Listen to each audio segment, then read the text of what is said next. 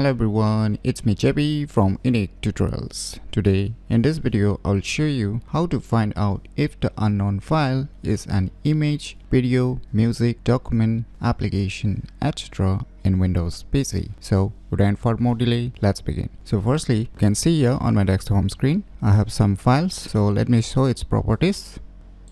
So you can see here type of file is unknown. So in order to find out what are those unknown files, what you need to do is just open any web browser and just visit to this website link. I'll be providing this website link too in the video description, so you can click there and visit to this website link. And after that, you can see on the right side download option. So you can click on this download into 64 into 86 in order to download this application, as well as you need to download this .NET framework depending upon which Windows operating system you are using. So I have already downloaded this .NET framework before, so I'm not going to do it again. So you can download it firstly if you have not downloaded, and download the software as well. So let me download the software only.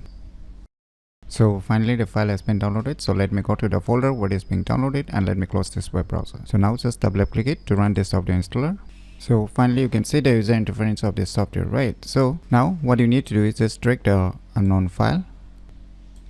So you can see it has detected my first unknown file as a MP4 video. So this is a video file. So let me try the second file as well. So let me try to drag it again. So it's a JPG format image file, and let us try the third file as well.